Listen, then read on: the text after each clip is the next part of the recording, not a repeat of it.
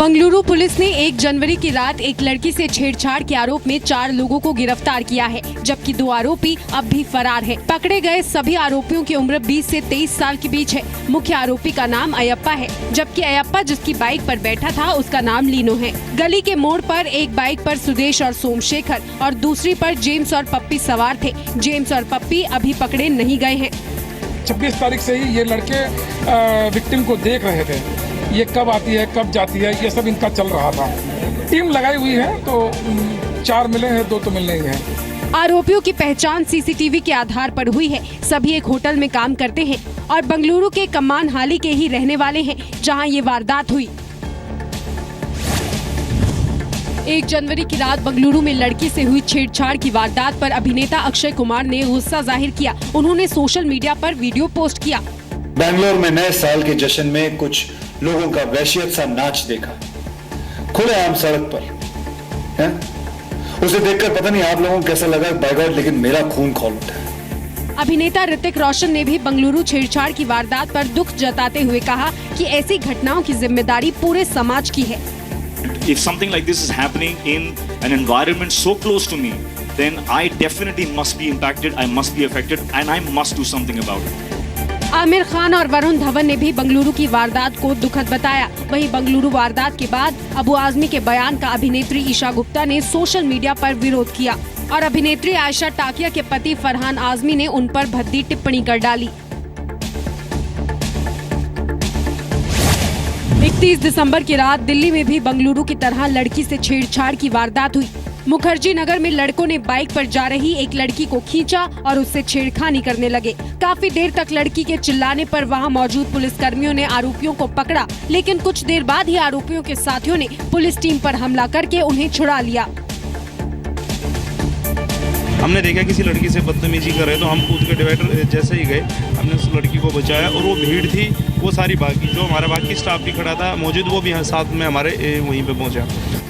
लड़कों की भीड़ ने मनचलों को पुलिस से छुड़ाने के लिए जिप्सी में तोड़फोड़ भी की। वारदात के 5 दिन बाद भी पुलिस आरोपियों को पकड़ नहीं पाई है।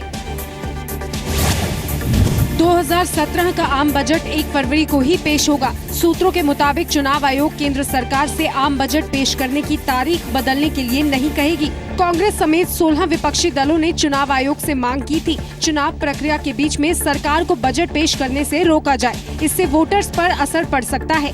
माननीय राष्ट्रपति जी को 12 तारीख को हमने मीटिंग हुई और 14 तारीख को उनको एक हमने मेमोरेंडम दिया सभी पार्टीज की तरफ से कि कोई भी बजट प्रेजेंट नहीं होना चाहिए जब तक ये 5 राज्यों के इलेक्शन न हो। सरकार की ओर से मुख्तार अब्बास नकवी ने इसे विपक्ष की हताशा करार दिया। जो लोग इस तरह का विरोध कर रहे हैं उनके पास मुद्दे नहीं हैं और मुद्दों के दिवालियापन से जूझ रहे लोग इस तरह का विरोध कर रहे हैं। 5 राज्यों के विधानसभा चुनावों के दौरान पहली वोटिंग 4 फरवरी को होनी है, जबकि 1 फरवरी को आम बजट के साथ रेल बजट भी पेश किया जाएगा। राष्ट्रपति प्रणब मुखर्जी ने नोटबंदी की तारीफ करते हुए कहा कि फैसले से कालेधन और भ्रष्टाचार के खिलाफ लड़ाई को ताकत मिलेगी। राष्ट्रपति ने कहा कि इससे अर्थव्यवस्था की रफ्तार कुछ वक्त के लिए सुस्त पड़ सकती है। राष्ट्रपति ने ये भी कहा कि नोटबंदी से गरीब लोगों की परेशानियां बढ़ी और सरकार को इससे सावधान रहने की जरूरत है। बहुत अच्छी बात है, देश के राष्ट्रपति जी हैं और उन्होंने जो कहा है वो बहुत अच्छा कहा है और उसी के लिए ये पहल की गई है कि देश से काला धन कैसे समाप्त हो। जो काले धन का जो जिन्होंने संचय किया है, ऐसे लोगों पर ये कठोर कार्रवाई है। उत्तर प्रदेश के मुख्यमंत्री अखिलेश यादव ने चुनाव निशान और आगे की रणनीति पर चर्चा करने के लिए आज अपने समर्थकों के साथ बैठक की, जिसमें 211 विधायक और 51 एमएलसी मौजूद थे। बैठक में मौजूद सभी विधायकों और एमएलसी ने समर्थन के शपथ पत्र पर दस्तखत किए। शपथ पत्र कल चुनाव आयोग को भेजा जाएगा। अखिलेश यादव के नेतृत्व वाली समाजवादी पार्टी अच्छी समाजवादी पार्टी है।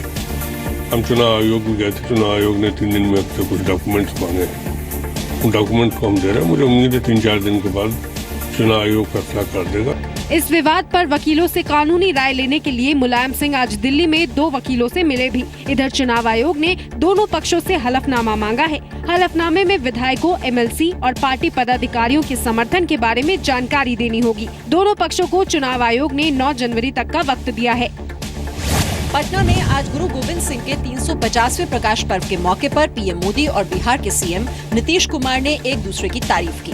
पीएम मोदी ने कहा कि नीतीश कुमार ने बिहार में शराबबंदी कर आने वाली पीढ़ियों को बर्बाद होने से बचाया। नशा मुक्ति का जिस प्रकार से उन्होंने अभियान चलाया, आने वाली पीढ़ियों को बचाने के लिए उन्होंने जो बीड़ा उठाया है, मैं उनकी बहुत बहुत अभिनंदन करता हूं, बधाई देता हूं। नीतीश कुमार ने गुजरात में पूर्ण शराबबंदी के लिए पीएम मोदी की तारीफ की। प्रधानमंत्री पद के पदभार ग्रहण करने के पहले गुजरात के मुख्यमंत्री थे। 12 वर्षों तक वहां के मुख्यमंत्री रहे और उन्होंने भी मजबूती से शराबबंदी को लागू किए रखा। गुरु गोविंद सिंह के 350वें प्रकाश पर्व के मौके पर पीएम मोदी ने डाक टिकट भी जारी किया।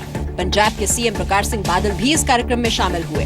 गुरु गोविंद सिंह की जयंती पर बिहार में बड़ी ही धूमधाम से 350वां प्रकाश पर्व मनाया जा रहा है। कई देशों से लोग इस मौके पर पटना पहुंचे।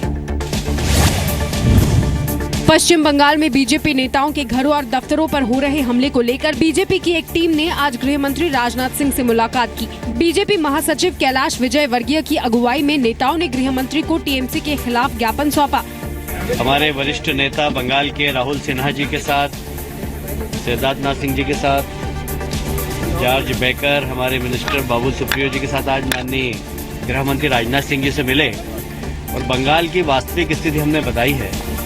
इस बीच पार्टी के सांसदों की गिरफ्तारी के खिलाफ तृणमूल कांग्रेस ने भी पीएमओ के बाहर प्रदर्शन किया। रोज वैली चिटफंड घोटाले के मामले में टीएमसी के 2 सांसदों सुदीप बंदोपाध्याय और तापस पाल की गिरफ्तारी के बाद से टीएमसी प्रदर्शन कर रही है। कोलकाता में बलूचिस्तान और कश्मीर मुद्दे पर होने वाले कार्यक्रम के रद्द होने पर लेखक तारिक फतेह ने सवाल उठाए हैं। कलकत्ता क्लब की ओर से 7 जनवरी को ये कार्यक्रम होना था, जिसमें तारिक फतेह को भी शामिल होना था। क्लब की ओर से अचानक तारिक फतेह को कार्यक्रम रद्द करने का ईमेल मिला, जिसमें कहा गया कि ये एक प्राइवेट क्लब है और ऐसे इवेंट से शहर का माहौल खराब होगा। तारिक फतेह ने कार्यक्रम रद्द करने के लिए पश्चिम बंगाल की सीएम ममता बनर्जी को जिम्मेदार ठहराया।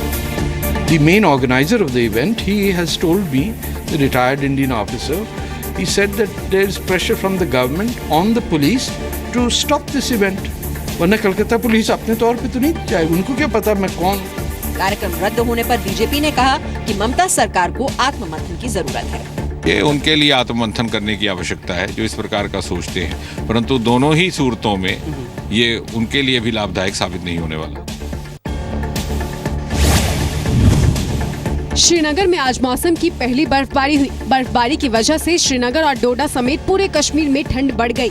श्रीनगर में पिछले 24 घंटों के दौरान 7.5 मिलीमीटर बारिश रिकॉर्ड की गई है। बारिश और बर्फबारी की वजह से पारा 0 से नीचे पहुंच गया। तो काफ़ी अच्छा लग रहा है, काफ़ी दिनों के बाद हम आए हैं, मतलब सालों के बाद आए हैं, तो अच्छा लग रहा है। It's look like just mini Switzerland over here, तो बहुत अच्छा लग रहा है। बहुत अच्छा लग रहा है, बहुत अच्छा एक्सपीरियंस है यहाँ का, तो बहुत अच्छा लग रहा है। हम फिर से दोबारा आएंगे। कभी सुनो देखा था आपने? देखा था, बट इतना अच्छा नहीं देखा था। भारी बर्फबारी की वजह से श्रीनगर लेह हाईवे बंद कर दिया गया है।